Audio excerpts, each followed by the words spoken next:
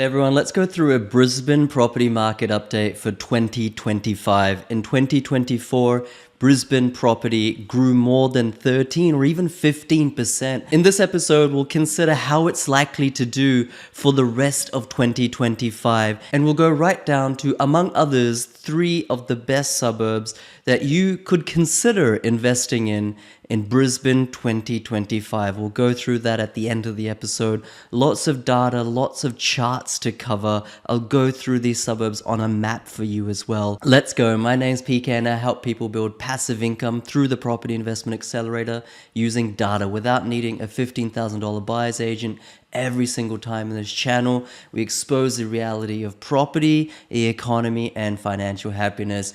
Wait to hit subscribe, see if you actually get value, and if you do, hit the subscribe button and give it a like. So despite the most recent months in Brisbane, price values really taming down, what we're seeing is that in recent history, it's continued to positively boom. It didn't have a big run from 2010 to 2020, about 18% growth, next to nothing really.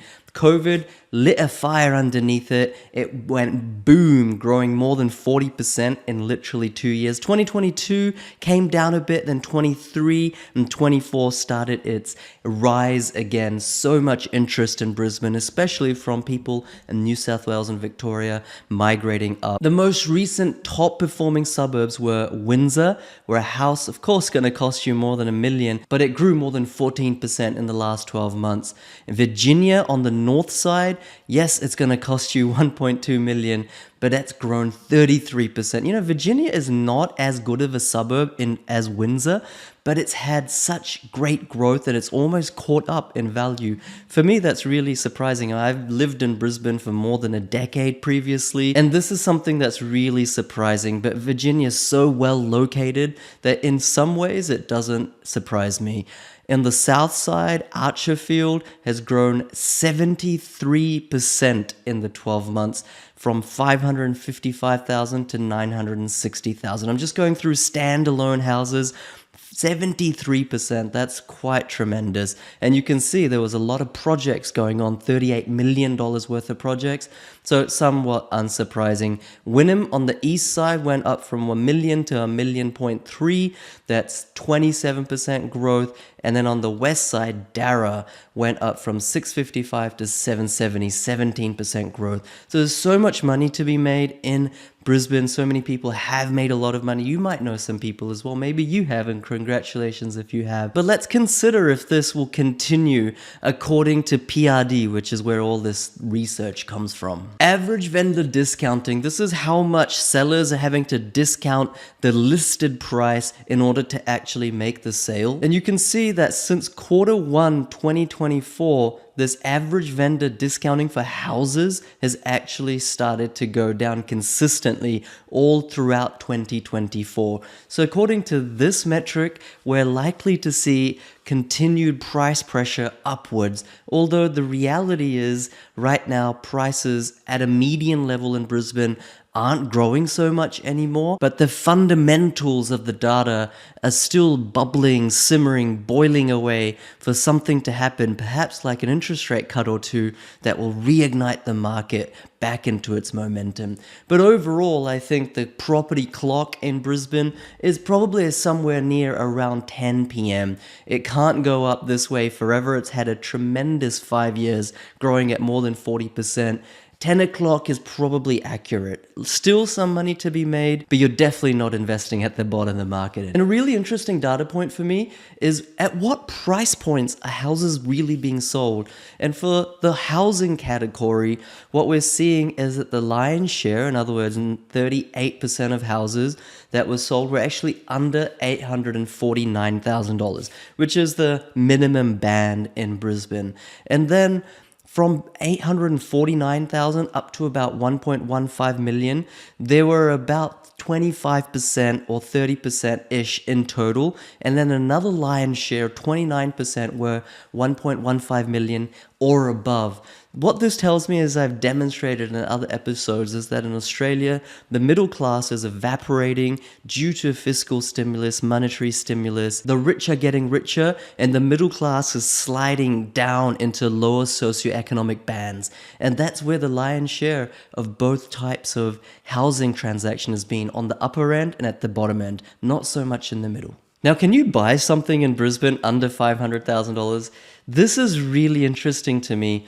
You know, this yellow color, not the orange, but the yellow color, is where you can still buy something under $500,000. You can see that it's quickly disappearing. There's not so many places under 500K available anymore. And my advice to myself is, when this phenomenon starts to appear, where just a few years ago there was much more yellow in the inner ring suburbs, now it's just on the outer or fringe, that this ripple effect will continue, and in a number of years' time there'll be nothing available in Brisbane, even units under 500 or 600,000. So where you see a lot of this cluster of cheaper dwellings available, that makes for some really good investment opportunities, because you know the ripple effect is going to occur. For example, here on the south side, as you can see next to number 1 and 2, which I'll be going through the top 3 suburbs in a second. Before we get to the Google Maps and the top 3 suburbs, let's see the rental vacancy. Brisbane in the grey line actually has a lower vacancy rate at under 1.5% than even Sydney or Melbourne. Now, oftentimes people think Brisbane's not the biggest city in Australia. Immigrants want to come to Sydney and Melbourne, but that is not what alone drives property prices. There's so much interstate migration coming in to Brisbane because of affordability, I would say, in the most part. There's so much demand from tenants and not enough supply. Now let's get to, among others, 3 of the best suburbs that you could consider investing in Brisbane before it's too late. Number 1, Inala. Number 2, Darra. And number 3, Zilmere. As soon as anyone from Brisbane will hear these locations, they'll be like thinking to themselves, rough, lower socioeconomic, stigma, crime. Hear me out. I'm also from Brisbane. I lived there for more than a decade. I understand your feelings, but know this: the crime rate has no correlation to capital growth in a location or any location across Australia. There's so many locations in all capital cities where things have gentrified and got better. Redfern, for example, in Sydney, and property prices have gone through the roof. You're probably thinking the same about incomes, but absolute incomes don't correlate to capital growth either. So we'll let the data do the talking. In Inala, it's 14 kilometers from the CBD. All of these are within 15 kilometers from the CBD. And the great thing is that the median house price for all of these 3 is under $850. Inala 700, Darra 770, Zilmere on the north side $825. And of course, these are just medians. If you buy less bedrooms, a smaller house, you can get something under 700. All of these locations have grown more than 15% in the last 12 months. So you've got some great momentum. The vacancy rate in Inala is 0.5. Darra is a little bit high for my liking, actually. It's 2.3. And vacancy for Zilmere is 0.9. Now, vacancy alone doesn't drive house prices. That's why I've kept Darra in this top 3 list. But you have to be mindful that it might take a little bit longer to get a tenant in Darra. The rental yields are atrocious for all 3, but once again, we're talking Brisbane, we're not talking regional Australia, so you have to live with low yields. It might suit you if you're on a really good income and you're not looking for huge cash flow, but also, as I always say, you don't actually have to trade capital growth for cash flow or vice versa. So there are numerous locations right now in 2025 where you can invest and get 5 or 6% yield plus better capital growth than these 3 locations. But let's come back to Brisbane. Let's not get carried away. They're close to shopping centers and there's almost no building approvals in all 3 locations, which means supply is very constrained in the near future. This is a map of Brisbane. If I zoom into Zilmere, one of the 3 suburbs that we're talking about, you can see how close it is to Chermside, where they're actually expanding the Prince Charles Hospital, $350 million expansion project. Hospital expansions are one of my favorite types of infrastructure projects because they bring with them highly paid professionals, more employment that has longevity, that's non-cyclical. And Zilmere is flanked by now somewhat quite expensive suburbs like Banyo, Virginia that I talked about before that went up more than 50%. Boondall's coming up there as well. Before, maybe 10 years ago, this whole area used to be quite low socioeconomic, going out to Deagon, Shorncliffe. I remember playing tennis out there. There used to be a farmer's market in Deagon. Not sure if that's still there or not. But now with this record immigration, this affordability pocket is really where a lot of migrants are flocking to, hence the capital growth that's occurring there. Not many new houses being built, if any, unlike 10 years ago or even 5 years ago. And so there's a really perfect storm for continued price growth. Now on the south side of Brisbane, you've got those other two suburbs, Darra and Inala.